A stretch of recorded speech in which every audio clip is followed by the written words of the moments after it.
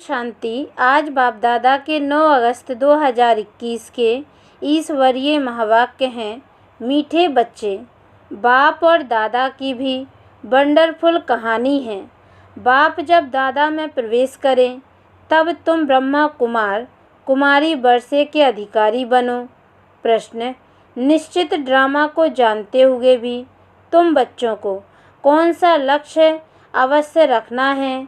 उत्तर, पुरुषार्थ कर गैलप करने का, अर्थात विनाश के पहले बाप की याद में रह कर्मातीत बनने का लक्ष्य अवश्य रखना है।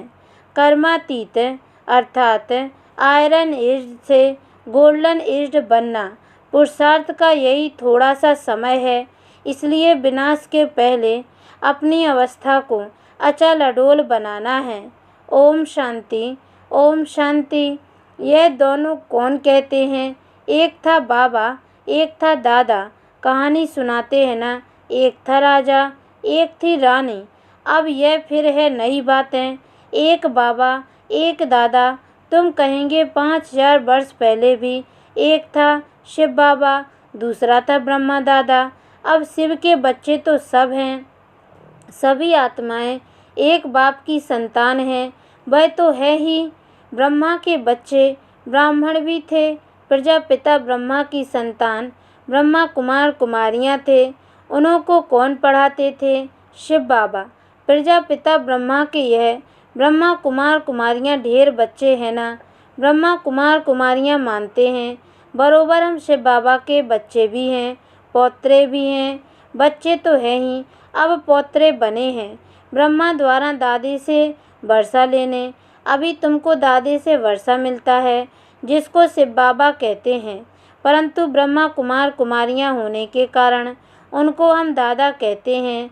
वर्षा दादी का है, ब्रह्मा दादा का नहीं। वैकुंठवासी बनने का वर्षा उस बाप से मिलता है। आधा कल्प वर्षा पाते हो, फिर तुमको श्राप मिलता है रावण से। नीचे उतरते आते हो, जैसे कि ग्रहचारी बैठती है नीचे उतरने की। अभी तुम बच्चे समझते हो हमारी ग्रहचारी राहु की दशा पूरी हुई। राहु की दशा है सबसे बुरी। ऊंचते ऊंच बृहस्पति की दशा, फिर राहु की दशा बैठी तो 5 विकारों के कारण हम काले हो गए। अब फिर बाप कहते हैं दे दान तो छूटे ग्रहण है तुम्हारी बात। उन्होंने फिर सूर्य चंद्रमा का ग्रहण समझ लिया है। जब ग्रहण लगता है तो दान मांगते हैं। यहाँ बाप तुमको कहते हैं 5 विकारों का दान दो तो ग्रहचारी उतर जाएगी। इन विकारों से ही तुम पाप आत्मा बने हो। मुख्य है देह अभिमान। पहले ऐसे सतो प्रधान थे, फिर सतो रजो तमो बने हैं। 84 जन्म लिए हैं, यह तो पक्का निश्चय है। बरोबर देवताएं ही 84 जन्म लेते हैं। पहले उन्हों को ही मिलना चाहिए बाप से। गाया भी जाता है आत्माएं परमात्मा अलग रहे। बाप कहते हैं पहले पहले तुमको सतयुग में भेजा था, फिर अभी तुम ही आकर मिले हो।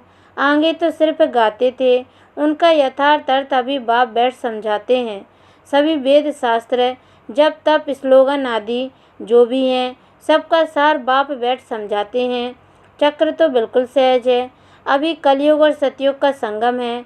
लड़ाई भी सामने खड़ी है, यह भी तुमको निश्चय है। सतयुग की स्थापना होती है। कलयुग में जितने भी हैं उन सबके शरीर खलास हो जाएंगे। बाकी आत्माएं पवित्र बन हिसाब किताब चुकतू कर जाएंगी। यह सबके कयामत का समय है। आत्माएं शरीर छोड़ चली जाएंगी। यह तुम्हारी बुद्धि में अभी है। जब तक हम कर्मातीत अवस्था को पाएं, तब तक संगम पर खड़े हैं। एक तरफ है करोड़ों मनुष्य, दूसरे तरफ हो सिर्फ तुम थोड़े से। तुम्हारे में भी कितने हैं जो निश्चय बुद्धि होते जाते हैं। निश्चय बुद्धि विजयंती, फिर जाकर विष्णु के गले की माला बनेंगे। एक है रुद्राक्ष की माला, दूसरी है रुंड माला। उस रुंड माला में छोटी छोटी शक्ल होती है, यह निशानी है। हम आत्माएं भी आकर फिर बाप के गले की माला के दाने बनेंगे, फिर यहाँ आएंगे नंबरवार। माला 8 की भी है, 108 की भी है, 16108 की भी है। अब 16000 है या 5-10 हज़ार है, उनका कोई हिसाब नहीं निकाला जाता। यह मालाएं गाई जाती हैं। बाबा कहते हैं, यह सब तुम क्यों विचार करते हो? जितने भी राजाएं कल्प पहले सतयुग त्रेता में बने थे उतने ही बनेंगे। 100 बने या 200-300 बने, यह पूछना नहीं है।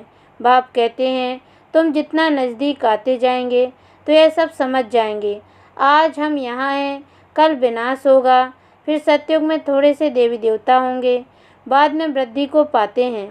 सतयुग के आसार भी दिखाई पड़ते हैं, बाकी लाखों जाकर रहेंगे, फिर लाख रहें व 9-10 लाख रहें, एक्यूरेट नहीं कह सकते।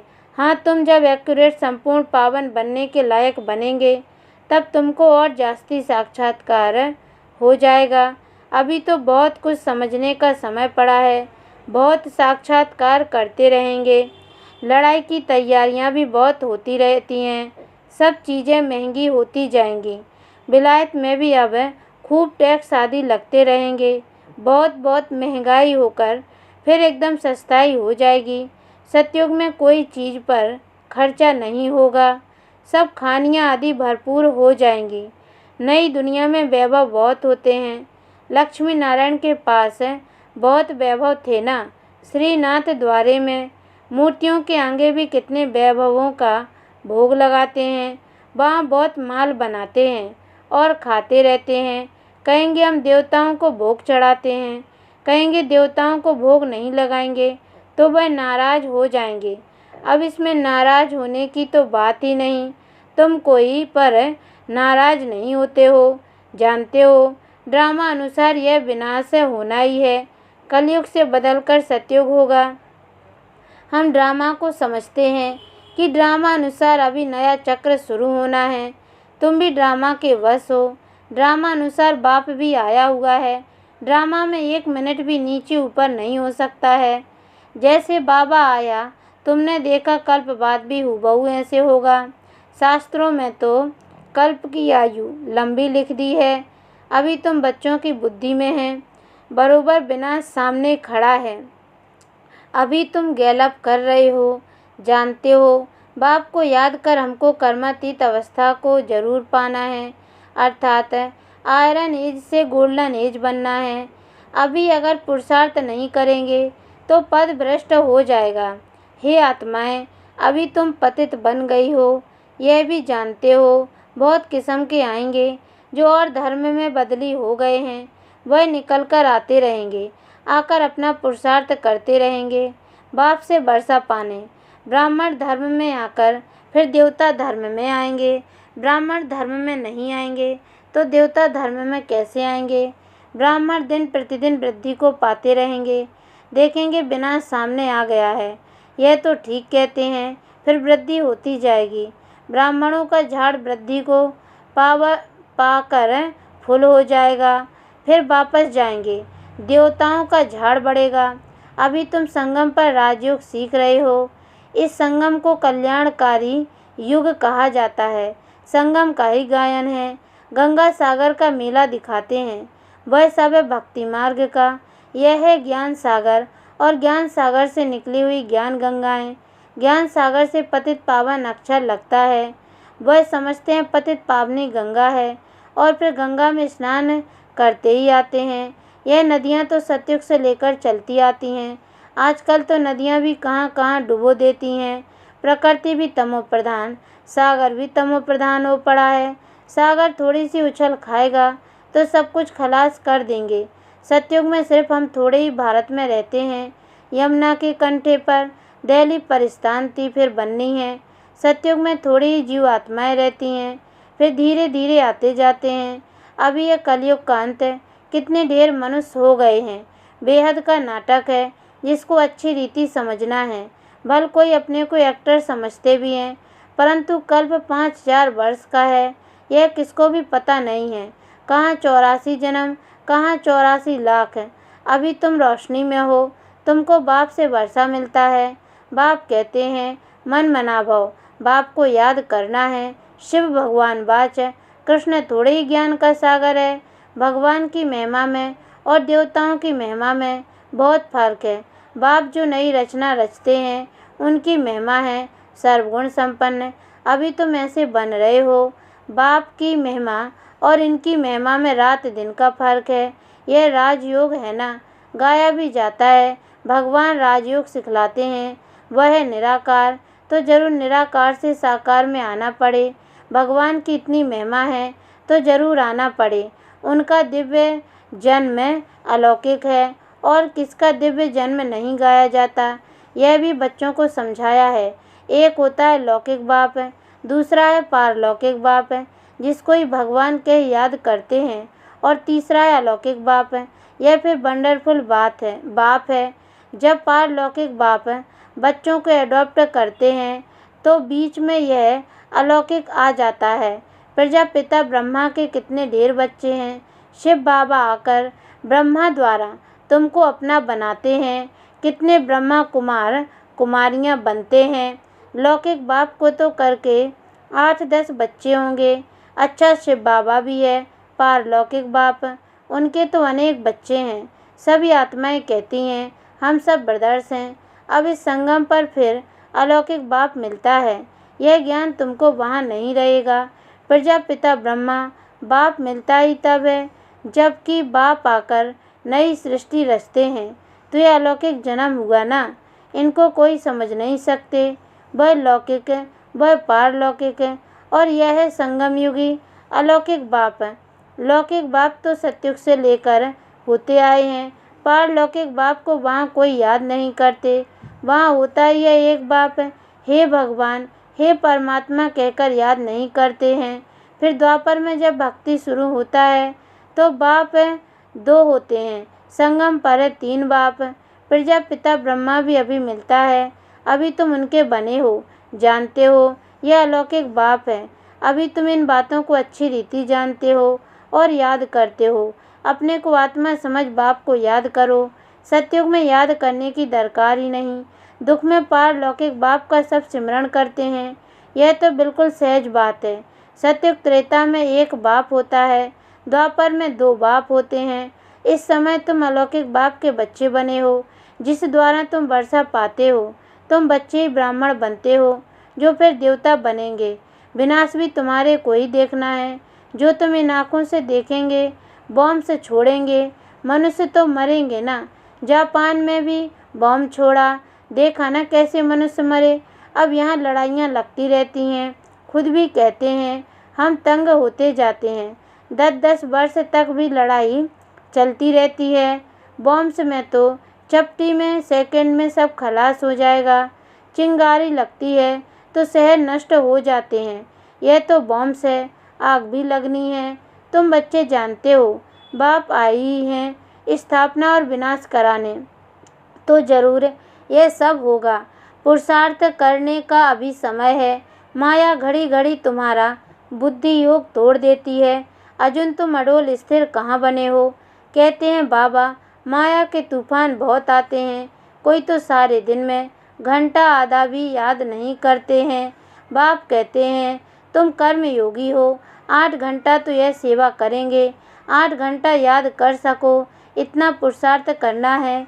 याद करते रहने से विकर्म विनाश होते जाएंगे। इसको ही योग अग्नि कहा जाता है। यह है मेहनत। गृहस्थ व्यवहार में रहते हुए सिर्फ याद करना है। यह भी बाबा बतलाते हैं कि जिन्होंने गृहस्थ छोड़ा है, बच्चे बने हैं, वह भी इतना याद नहीं करते हैं। घर में रहने वाले और ही जास्ती याद करते हैं। अर्जुन और भील का भी मिसाल देते हैं ना। मेहनत है बाप को याद करना और चक्र को समझना है।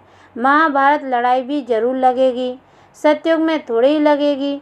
तो तुम बच्चों को अंधों की लाठी भी बनना है। सबको रास्ता बताना है कि बाप को याद करो, चक्र को याद करो, स्वदर्शन चक्रधारी बनो।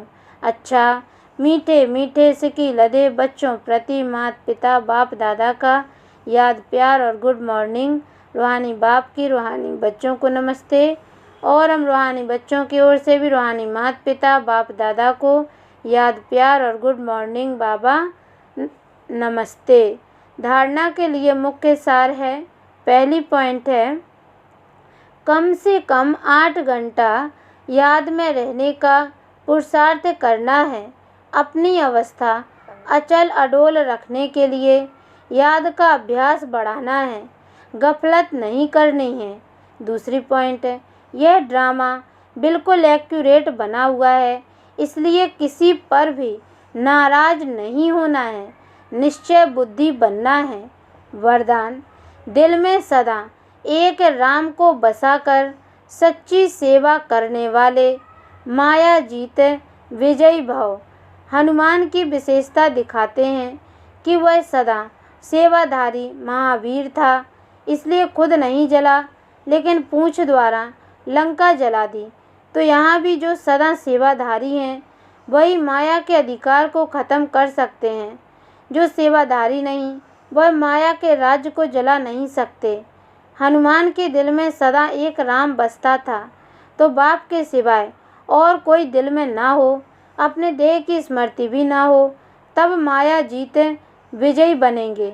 स्लोगन, जैसे आत्मा और शरीर कंबाइंड है, ऐसे आप बाप के साथ कंबाइंड रहो। ओम शांति।